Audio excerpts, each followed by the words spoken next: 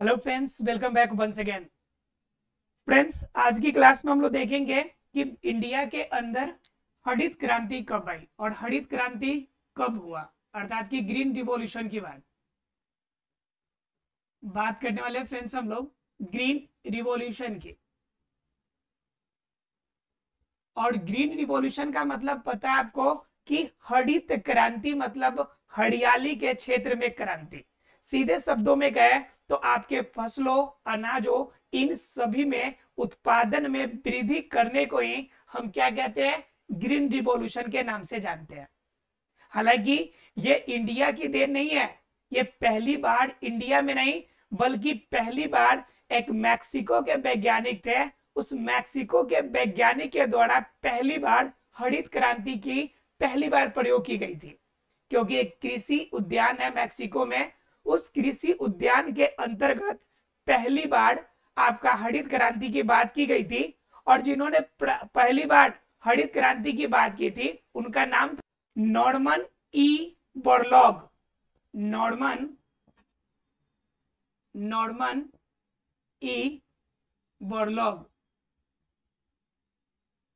इन्होंने क्या किया था, सबसे पहली बार हरित क्रांति की बात करी थी, सबसे पहली बार हरित क्रांति के लिए कार्य किया था।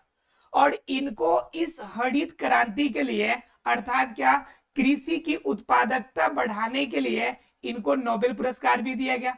अर्थात कि कृषि क्षेत्र में उत्पादन की वृद्धि के लिए इन्हें कौन सी पुरस्कार दिया गया, तो नोबेल पुरस्कार से नवाजा गया। ठीक है, लेकिन ये बात ये हुई कि जब यहाँ पे नोबेल पुरस्कार इन्हें दिया गया मैक्सिको के अंदर, जब यहाँ पर इन्होंने प्रयोग किया तो उस समय यह इंडिया में नहीं आ गया, उसी समय इंडिया के अंदर नहीं आया। इंडिया में मैक्सिको में होने के बहुत दिनों के बाद इंडिया के अंदर यह प्रवेश किया। और इंडिया में प्रवेश किया लगभग 1960s के समय, 1960 के दशक में इंडिया में पहुंचाया। दरअसल बात यह थी कि इंडिया के एक वैज्ञानिक थे जिनका नाम था doctor S Swaminathan. Doctor S Swaminathan. Swaminathan इन्होंने क्या किया कि पहली बार इन्होंने इनके जो आपके ये नोबेल पुरस्कार भी जाता नॉर्मन ई बोरलॉग है, उनके जो भी आपके प्रयोग थे इनकी परीक्षण करने के लिए सबसे पहले इंडिया के तरफ से ट्राई इनके द्वारा किया गया, डॉक्टर एस स्वामीनाथन के द्वारा इन्होंने प्रयोग किया। और उनके बातों को यह जानने की कोशिश करी कि पूरे वर्ल्ड में हरित क्रांति हो रही है, पूरी दुनिया में हरित क्रांति हो रही है और उत्पादन में वृद्धि हो रहा है, फिर इंडिया में क्यों नहीं हो सकता है। जब पूरी दुनिया इसका लाभ उठा रही है तो इंडिया इसका लाभ क्यों नहीं उठा सकती। बात दरअसल ये है कि इंडिया के अंदर मैंने बताया था कि लगभग 62% जो जनसंख्या है वो कृषि पर निर्भर है। और पूरे आपके जितना इनकम होता है यानी कि टोटल जो जीडीपी है उसका सिर्फ 33% पार्ट जो हमारा कृषि से आता है। किससे आता है, अर्थात कि कृषि आय से हमें जीडीपी का लगभग 33% हमें प्राप्त होता है। तो बात इन्होंने सोचा कि अगर कृषि के क्षेत्र में अगर प्रगति करे, अगर वृद्धि करे तो हमारी टोटल जो देश की राष्ट्रीय इनकम है, जो ग्रॉस डोमेस्टिक प्रोडक्ट का जो इनकम है वो बढ़ेगा हमारा। तो बढ़ेगा कैसे, जब हमारा क्या होगा, ग्रीन रिवॉल्यूशन होगा, जब हमारे कृषि में अर्थात कि कृषि की उत्पादकता में वृद्धि आएगी। तो इस कृषि की उत्पादकता में वृद्धि करने के लिए सबसे पहली बार डॉक्टर एस स्वामीनाथन ने 1960 के दशक में स्टार्टअप किया। 1960 में स्टार्टअप तो कर दिया लेकिन प्रभावी इनका हुआ आपका तीसरी पंचवर्षीय योजना से। थर्ड जो है 5 ईयर प्लान था, तीसरी पंचवर्षीय योजना थी, पंचवर्षीय योजना थी। और तीसरी पंचवर्षीय जो योजना थी, इसी योजना के अंतर्गत सबसे पहली बार क्या हो गया कि यह हरित क्रांति की बात रखी गई। यह तीसरी पंचवर्षीय योजना जो चली थी हमारा 1961 से लेकर 1966 तक चला था। ठीक है, अब बात यह हो गई कि आपका जब ये थर्ड आपका पंचवर्षीय योजना चल रही थी और साथ में आपका स्वामीनाथन थे, ये पूरी अपनी जी जान लगा लिए थे, पूरी इनकी टीम जी जान लगा ली थी कि हम क्या करेंगे, अपने देश की उत्पादकता अन्य देशों की अपेक्षा और बेहतर करने की कोशिश करेंगे। कि कभी कभी होती है कि जब आप ज्यादा ऊंचाई पे चढ़ रहे होते हैं ना, तो उस समय आपके पड़ोसी को अच्छा नहीं लगता है। सबसे ज्यादा दुख दर्द जो होता है ना, आपके पड़ोसी वाले को होता है। तो इंडिया जब अपनी चरमो उत्कर्ष पे पहुंच रहा था, जब बिल्कुल आगे बढ़ने के कगार पर था, दुनिया को पीछे करने के कगार पर था, इंडिया जब बिल्कुल कगार पे था टॉप लेवल पे जाने के लिए, तो हमारे जो पड़ोसी मुल्क है, उनका नाम चाइना है, इनको पसंद नहीं आया और बेचारे क्या कर दिए कि ये युद्ध छेड़ दिए। अब ये पंचवर्षीय योजना सभी को लगे हैं कि देश का उत्पादन बढ़ेगा, आय का स्रोत बढ़ेगा, ये बेचारे उस आय में कमी का स्रोत शुरू कर दिए। 1965 में इंडिया चाइना का जो वार हुआ था, इस वार के कारण हमारी जो तीसरी पंचवर्षीय योजना थी ये प्रभावित हो गई। अब तीसरी पंचवर्षीय योजना के अंतर्गत जो पैसे खर्च किए गए थे, जिनकी वजह से देश की उत्पादकता बढ़नी थी, अब उन पैसों को निकाल के इनके युद्ध में लगाना पड़ा। अब बात आप जरा सोचिए कि घर में अगर युद्ध छिड़ी हो, अगर बगल वाले से लड़ाई हो गई हो, और आप उस समय कहेंगे कि किसी चीज पे कंसंट्रेशन बना लीजिए और कुछ अच्छा कर लीजिए, तो ऐसा पॉसिबल है क्या? ऐसा बिल्कुल भी पॉसिबल नहीं है कि आपका परिवार किसी से लड़ाई कर रहा है और एक तरफ आप बैठ के कोई काम बिल्कुल कंसंट्रेशन से, बिल्कुल ध्यान पूर्वक कुछ काम कर सकते हैं। इसके वजह से क्या हो गया कि 1965 में यह तीसरी पंचवर्षीय योजना जो थी, जो ज्यादा जोर शोर से चल रही थी, सिर्फ हरित क्रांति की वजह से वह थोड़ी सी स्लो हो गई। हमारे देश के अंदर यह जो आपकी हरित क्रांति थी आई जरूर, लेकिन जिस अनुसार हमने आशा किया था, जितना ज्यादा हमने अनुमान लगाया था कि जितना ज्यादा हमें वृद्धि या जितना ज्यादा बेहतर क्वालिटी हमें प्राप्त होगी, वह क्वालिटी हमें नहीं मिल पाई। फिर भी हमारे देश में उत्पादकता इनकी बढ़ी। अब इनकी उत्पादकता अर्थात कि ग्रीन रिवॉल्यूशन में उत्पादकता का सबसे ज्यादा प्रभाव किस पे पड़ता है? कभी कभी एग्जाम में क्वेश्चन आता है कि हरित क्रांति का प्रभाव सबसे ज्यादा किस पे पड़ा था? ऑप्शन दे दे, गेहूं दे दे, उसके बाद आपका क्या कहते हैं मक्का दे दे, उसके बाद चना दे दे, और चौथा ऑप्शन दे दे इनमें से कोई नहीं। जरा ऑप्शन समझिए ध्यान से। अगर कहे कि हरित क्रांति जो हुई थी, इसका सबसे ज्यादा प्रभाव कहां पड़ा था? पहला ऑप्शन दे दे गेहूं, पहला ऑप्शन गेहूं दे दे, दूसरा ऑप्शन मक्का दे दे, तीसरा ऑप्शन चना दे दे, और चौथा ऑप्शन दे दे इनमें से कोई नहीं, अर्थात कि इनमें से कोई नहीं। ये चार ऑप्शन दे दे और पूछे आपसे कि बताइए कि हरित क्रांति का सबसे ज्यादा प्रभाव किस पे पड़ा था, तो आपका सही आंसर क्या होगा? गेहूं होगा, क्योंकि सबसे ज्यादा प्रभाव किस पे पड़ा था? गेहूं पे पड़ा था। आप सीधे शब्दों में समझिए कि गेहूं पे कितना ज्यादा पड़ा था। इनका मैं एक छोटा सा एग्जांपल देता हूं आंकड़ा से, कि गेहूं जो है, गेहूं जब हरित क्रांति नहीं हुई थी तो उत्पादन आपके देश के अंदर 11 मिलियन टन होता था, 11 मिलियन टन होता था उत्पादन।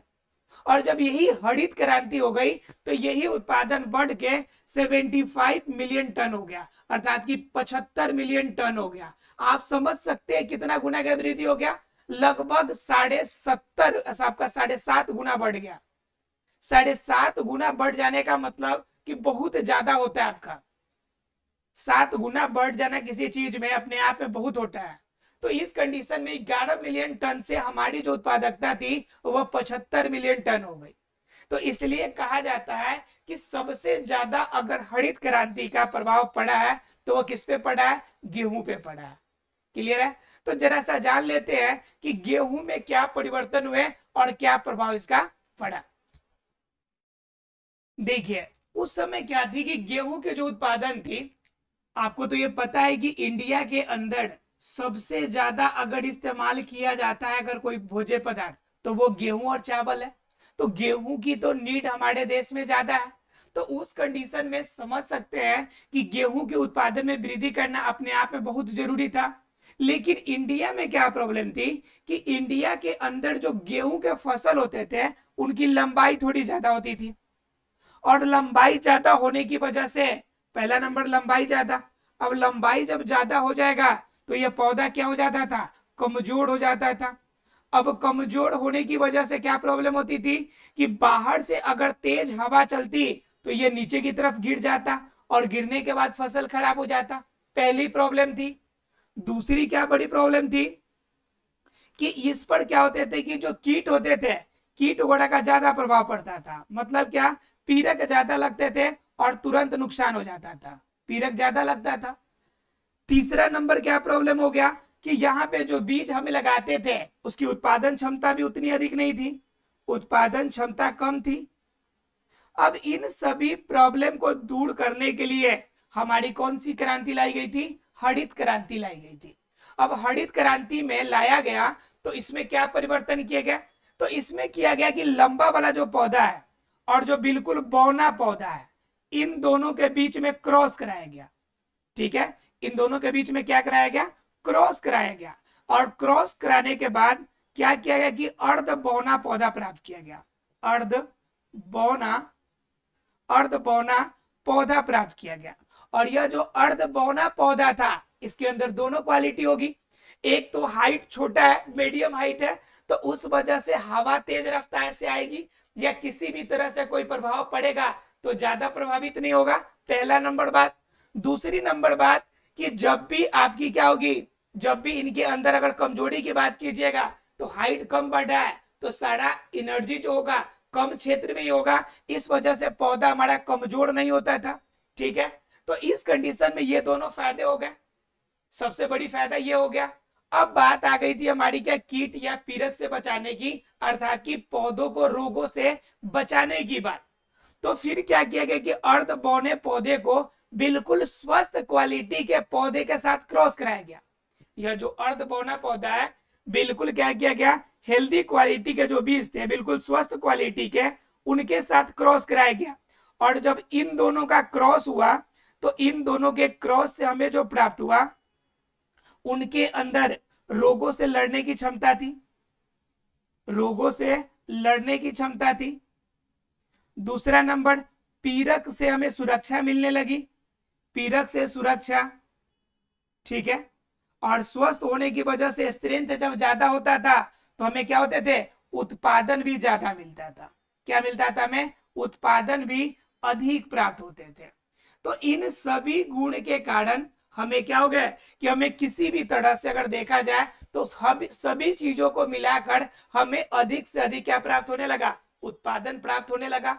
तो हमारी जो प्रॉब्लम थी इनके लिए हमने क्या कराया कि पादपों के अंदर प्रजनन कराया। पहले लंबाई की प्रॉब्लम थी तो लंबाई का हमने क्रॉस कराया बौने पौधे के साथ, और हमें क्या प्राप्त हो गया, अर्ध बौना पौधा। और अर्ध बौने पौधे को हमने क्या कर दिया कि हेल्दी पौधे के साथ हमने क्रॉस करा दिया। और हेल्दी पौधे के साथ क्रॉस कराया तो जो नया पौधा हमें प्राप्त हुआ उसके अंदर रोगों से लड़ने की क्षमता थी, और साथ में क्या, पीड़कों से हमें सुरक्षा मिल गई। अब हर तरह की आपकी समस्या जो होगी सॉल्व हो रही है यहाँ पर। तो जब ये सारे प्रॉब्लम सॉल्व हो गए तो बताइए कि आपकी उत्पादन क्षमता बढ़ेगी कि नहीं? तो उस कंडीशन में आपकी क्या हो गई, उत्पादन क्षमता बढ़ गई। और पहले जब ये सारी चीजें सुविधाएं हमारे पास अवेलेबल नहीं थी तो उस समय हमारे पास सिर्फ 11 मिलियन टन ही हमारे पास आ पाते थे। ठीक है, अब 11 मिलियन टन से हमें अब कितना प्राप्त होने लगा, 75 मिलियन टन हमें अब प्राप्त होने लगा। पहले 11 मिलियन टन ही होते थे, अब कितना मिलियन टन हो रहा है, 75 मिलियन टन हमें प्राप्त हो रहा है। तो यह जो 11 मिलियन से 75 मिलियन तक का सफर हुआ, यह सफर किसके माध्यम से तय हुआ, सिर्फ इनके आपकी हरित क्रांति की वजह से। अर्थात क्या, हरित क्रांति एक ऐसा माध्यम था जिनकी वजह से आप सीधे शब्दों में कह सके तो उत्पादन के क्षेत्र में एक नई क्रांति आ गई। क्रांति का मतलब होता है किसी चीज में बहुत ज्यादा एकाएक से बदलाव हो जाना। एक होता है परिवर्तन और एक होता है क्रांति, दोनों में डिफरेंस है। परिवर्तन का मतलब होता है कोई प्रक्रिया स्लोली स्लोली चले, धीरे धीरे। जैसे मान लीजिए कोई काम करते हैं तो कोई काम करने में, सीखने में आपको समय लगता है, 1 साल 2 साल। जैसे मान लीजिए मैथ्स का कैलकुलेशन ही है, या पूरा आप 10th या 12th की पूरी सिलेबस कंप्लीट करते हैं तो पूरे लगभग 1 साल का समय लगता है। तो ये क्या हो गया, ये परिवर्तन कहलाता है।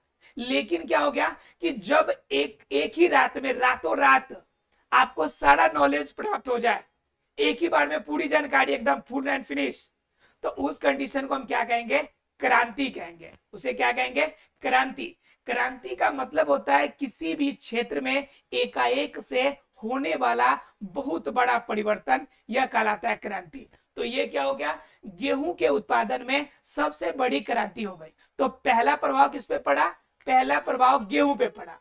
अब बात आती है कि इसके बाद किस पे ज्यादा प्रभाव पड़ा, तो दूसरे नंबर पे प्रभाव पड़ा था हमारा धान पर, धान के फसल पर। अब जरा एक और ध्यान रखिएगा कि कभी कभी एग्जाम में एग्जाम्पल पूछ देता है कि बताइए कि गेहूं में जो परिवर्तन हुए वो नए क्वालिटी कौन कौन थे। तो ध्यान रखिएगा उसके अंदर आप आएगा सोनरा 64,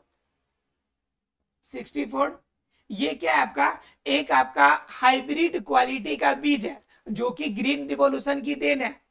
ठीक है, मतलब क्या, इस तरह के बहुत सारे आपके अलग अलग हाइब्रिड प्राप्त हुए जिनके अंदर ये सारे गुण थे कि उनकी लंबाई छोटी होगी, वो उत्पादन ज्यादा देगा, ज्यादा मजबूत होगा, उसके अंदर विटामिन और बहुत सारे पोषक तत्वों की मात्रा ज्यादा होगी, इन सभी चीजों के लेकर।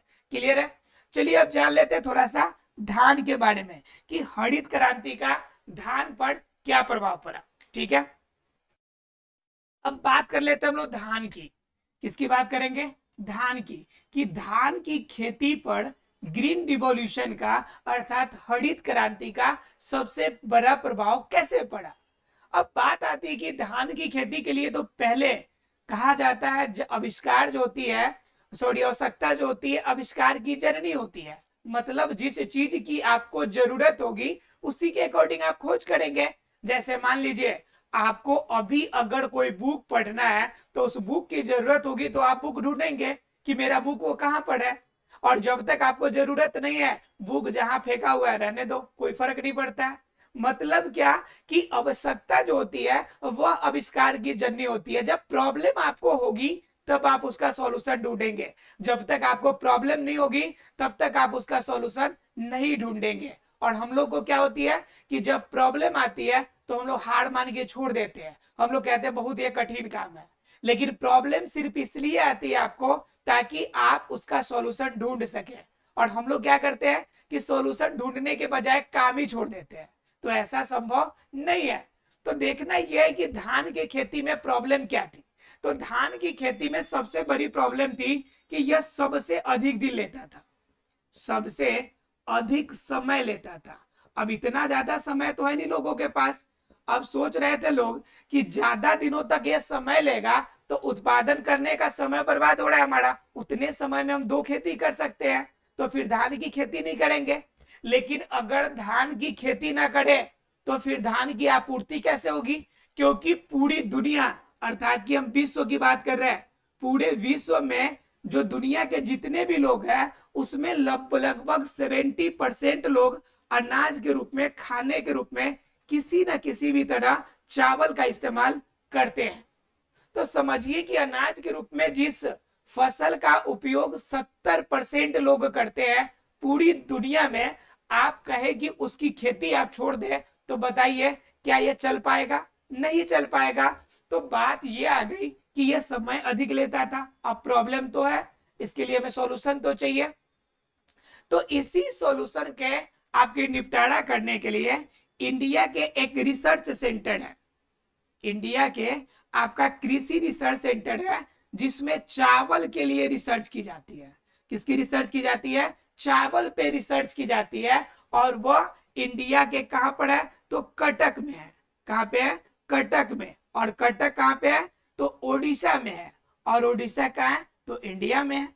तो बात क्या हो रही है कि इंडिया के ओडिशा में जो कटक है, इस कटक रिसर्च सेंटर में वैज्ञानिकों के मन में विचार आया कि भाई ये जो समस्या ज्यादा दिनों का है इसमें कुछ हमें सुधार लाना चाहिए ताकि हमें क्या हो सके, ज्यादा से ज्यादा उत्पादन प्राप्त हो सके।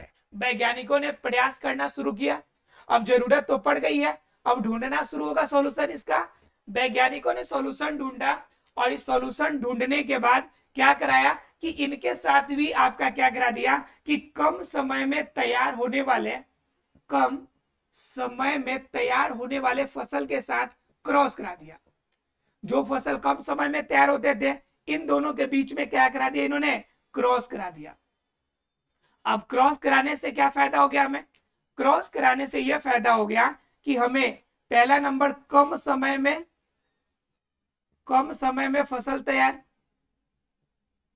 कम समय में फसल। दूसरा, फसल के अंदर प्रतिरोधी क्षमता, फसल में प्रतिरोधी क्षमता। दूसरी, तीसरी नंबर बात क्या, फसल क्या होंगे, प्रतिरोधी क्षमता भी होगी, कम समय में भी तैयार हो जाएगा। और तीसरी क्या बेनिफिट होगी? तीसरी बेनिफिट ये होगी कि इनके अंदर एक और खासियत होगी कि ये जो पौधे होंगे, ये जो पौधा होगा हमारे वातावरण के अनुकूल होगा, हमारे वातावरण के अनुकूल होगा, यानी कि प्रतिकूल वातावरण में भी हमें उत्पादन दे सके। अब प्रतिकूल वातावरण का मतलब क्या? जैसे हमें पता है कि धान जो होता है उसमें ज्यादा पानी चाहिए, क्योंकि ये खड़ी फसल है और खड़ीफ फसलों में पानी की मात्रा ज्यादा चाहिए, यानी कि लगभग आपका 150 से 200 सेंटीमीटर हमें वर्षा चाहिए।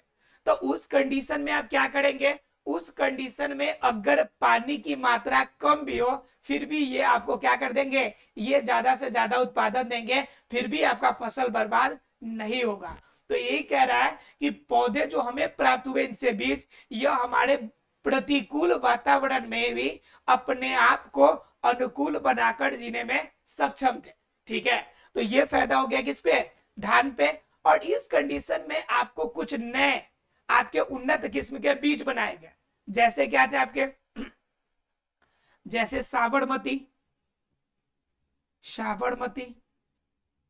ठीक है। अब ये साबरमती क्या थे? सिर्फ 130 दिनों में फसल तैयार हो जाते थे। 130 दिनों में, 130 दिनों का मतलब हो गया लगभग 4 मंथ में, 4 मंथ 10 दिन, यानी कि लगभग 4 मंथ में आपका फसल तैयार हो जाएगा साबरमती का। माफ कीजिएगा, उससे भी कम समय, ये 118 दिन ही लेता है साबरमती। कितना दिन लेता है? मात्र 118 दिन में ये तैयार हो जाता है। ठीक है, उसी के पास अगर बात कीजिएगा दूसरी, तो एक और तैयार हुआ जया। जया आपका 130 दिन में तैयार हो जाता है। अब मतलब क्या कि यह कम समय में जो ज्यादा समय लगता था, हमारा ज्यादा पानी की आवश्यकता होती थी, जो रोगों से लड़ने की क्षमता कम थी और तुरंत प्रभावित होकर हमें अनाज कम मिलता था, उन सभी प्रॉब्लम का सॉल्यूशन हमें मिला, उन प्रॉब्लम का सॉल्यूशन हमें मिल गया। अब क्या होगा कि हमें एक नंबर बात की कम समय में तैयार होने को मिलेगा। अब कम समय में तैयार के साथ साथ हमें प्रतिकूल वातावरण में मिलेगा। दूसरा नंबर, फसल की प्रतिरोधी क्षमता बढ़ेगी और कम समय में फसल तैयार हो गया। तीनों बातें हो गई। इसके अलावा क्या था कि कुछ ऐसे भी फसल तैयार किए गए जिसके अंदर विटामिन की मात्रा ज्यादा थी। जैसे आपका क्या है कि आपका आपने सुना होगा सुनहरी चावल, गोल्डन चावल। ठीक है, क्या बनाया गया है? एक आपका आधुनिक रूप से क्रॉस करा के गोल्डन चावल बनाया गया। अब ये गोल्डन चावल जो है इतना ज्यादा प्रभावी है कि अगर गोल्डन चावल आप खाते हैं तो आपके बॉडी के अंदर एक चीज की कमी नहीं होगी, और वो कौन है कि विटामिन ए की कमी कभी नहीं होगी। विटामिन ए की कमी कभी नहीं होगी, क्योंकि गोल्डन चावल के अंदर किरोटीन पाया जाता है। क्या पाया जाता है? किरोटीन पाया जाता है, और ये किरोटीन जो होगा आपकी विटामिन ए की जो कमी होगी उसे दूर करेगा, और ए की कमी दूर करेगी तो आंख की समस्या और बहुत सारी अन्य समस्या आपके बॉडी के अंदर दूर हो जाएगी।